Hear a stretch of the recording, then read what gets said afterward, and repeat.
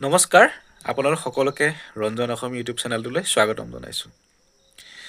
আপোনালোকে এতিয়া সংবাদ মাধ্যমত বা ছ'চিয়েল মিডিয়াত পাই আছে মুখ্যমন্ত্ৰী মহোদয়ে ঘোষণা কৰিছে যে 2 লাখ নিযুক্তি হ'ব আৰু কৈছে যে 25,000 নতুনকৈ পুলিচৰ পোষ্ট মুকলি হ'ব, লগতে 2টা কামাণ্ডো বেটেলিয়ান নতুনকৈ তেওঁ গঠন কৰিব। এতিয়া কথাটো হ'ল সকলোৱে ভাবি আছে যে এই পোষ্টখিনি কেতিয়া অনলাইন হ'ব বা পোষ্টখিনি কেতিয়া মুকলি হ'ব, সেই কথাটো সকলোৱে ভাবি আছে বা সকলোৱে জানিব বিচাৰিছে। গতিকে আজিৰ ভিডিঅ'টোত এই কথাখিনিকে আলোচনা কৰিম। আপোনালোকে ভিডিঅ'টো শেষলৈকে চাই থাকিব। ব'লক তেতিয়াহ'লে আজিৰ ভিডিঅ'টো আৰম্ভ কৰোঁ। এতিয়া তেওঁ যিটো কথা ক'লে যে 25,000 নতুন পোষ্ট পুলিচত মুকলি হ'ব আৰু 2টা কামাণ্ডো বেটেলিয়ান গঠন কৰা হ'ব। এতিয়া কথাটো হ'ল যিহেতু অসম আৰক্ষীত বৰ্তমান 5,000 পোষ্টৰ অনলাইন এপ্লিকেশ্যন শেষ হৈ গ'ল আৰু সেইখিনিৰ ইণ্টাৰভিউ অক্টোবৰ মাহৰ শেষৰ ফালে বা ছেপ্টেম্বৰ মাহত অনুষ্ঠিত হ'ব।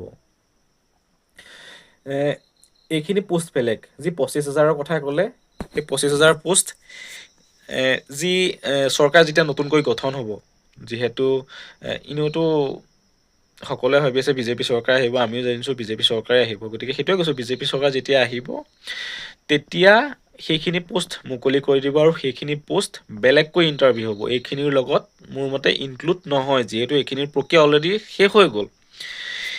তেওঁ যিহেতু 2 লাখ পোষ্টৰ কথা ক'লে, 2 লাখ পোষ্টৰে 65,000 শিক্ষা বিভাগত দিব, 25,000 তেওঁ পুলিচৰ কথা ক'লে। সেই 2 লাখৰ ভিতৰত সেই 25,000টো থাকিব আৰু তেনেকৈ পাৰ্ট হিচাপত সেই 25,000 পোষ্টখিনিৰ অনলাইন এপ্লিকেশ্যন যেতিয়া চৰকাৰ গঠন হ'ব তেতিয়াৰ পৰা ধৰি লওক আমাৰ এইখিনি পোষ্টৰ যেতিয়া ইণ্টাৰভিউ ষ্টাৰ্ট হ'ব তেতিয়া সেইখিনি পোষ্টৰ হয়তো তাৰ পাছতে অনলাইন এপ্লিকেশ্যন এটা পাৰ্ট হিচাপে এটা বিভাগ হিচাপে সেই 25,000 পুলিচৰ পোষ্টৰ অনলাইনখিনি মুকলি হৈ যাব।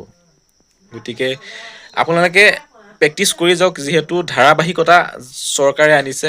এইখিনি পোষ্টৰ পাছত এইখিনি পোষ্ট, যিহেতু এইখিনি আপোনালোকে ইণ্টাৰভিউ দিব তাৰ পাছত বাকীখিনি ওলাব। গতিকে এই ধাৰাবাহিকতা তেওঁ অটুট ৰাখিছে।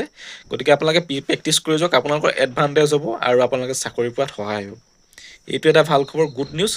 মুঠতে আশা হেৰি দিব নালাগে, তেওঁ যিহেতু পোষ্ট টানি আছে, ধাৰাবাহিকতা অব্যাহত ৰাখিছে আৰু সেইকাৰণে আপোনালোকে প্ৰেক্টিচ কৰি যাওক, নিশ্চয় সফল হ'ব পাৰিব। সকলোকে শ্বেয়াৰ কৰি দিয়ক যাতে ভাল খবৰটো সকলোৱে গম পায়।